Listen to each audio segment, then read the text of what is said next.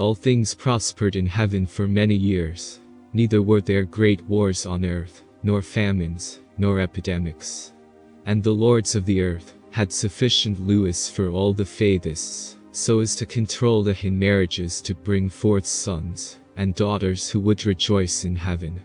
And as fast as they, the Ahins, died on the earth, these now angels in the afterlife were carried to heavenly places suited to them, where they were handed into the care of Assaphs, and entered as Essenes.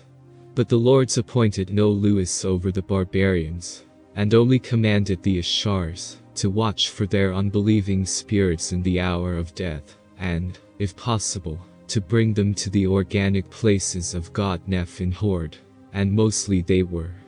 This continued for many years, but eventually the familiar spirits of the dead barbarians aroused the barbarians who were still alive, and they of the living began to have dreams and see visions, for their familiars talked to them during sleep.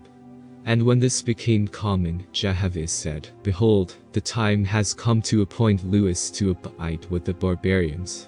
For in this I, Jehovah, will reveal a great secret, which is that my chosen on earth, the Ahins, cannot subdue it, the great wilderness, for they are a harmless and defenseless people. Therefore, I have wisely created the barbarian, for he, the barbarian, shall drive away and destroy all evil beasts and serpents, and the forest shall fall down before him.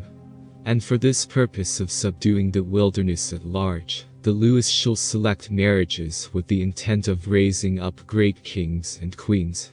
But, since in the old days, the kings depended on the prophets of God for counsel, and thus were advised against killing anything I, Jehovah, had created alive, and they quarreled with God's prophets, so in this time of the new heaven, you shall permit the kings and queens to consult the spirits of the dead with the talents I have given them, and to communicate in a similar manner as the prophets of old did unto their spiritual counterparts.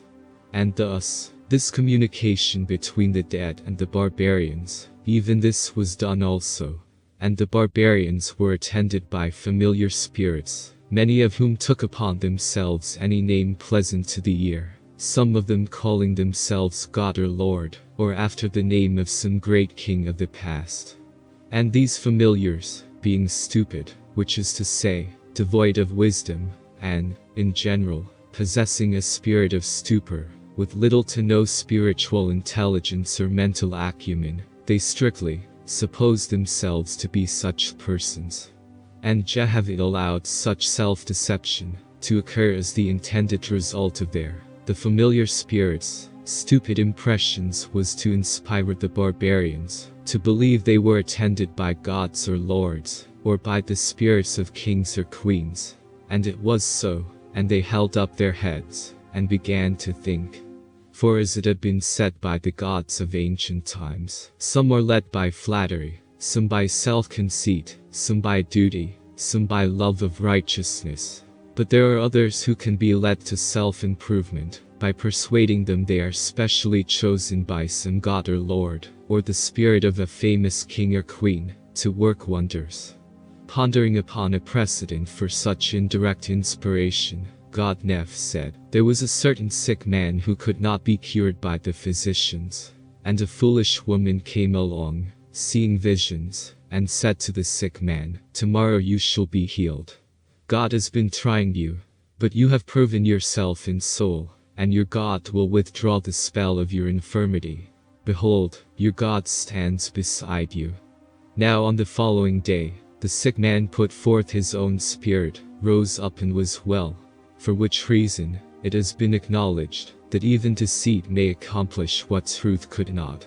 Allow, then, my Lewis, my masters of generations, the familiars to lead the barbarians on for a season, but be watchful, and at the proper time appoint new spirits to be with them."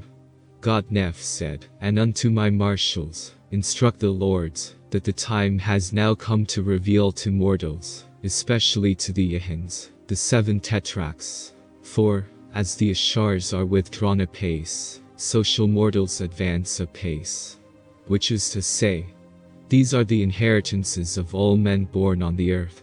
And ash, which is persistent stubbornness, by word or thought, zimah, wicked device, ra, delight in being bad, belial, worthlessness, aven, vanity and self-conceit, dibba, slander and reporting of evils, and Satan, to be a leader, and especially to the delight of the other 6 entities.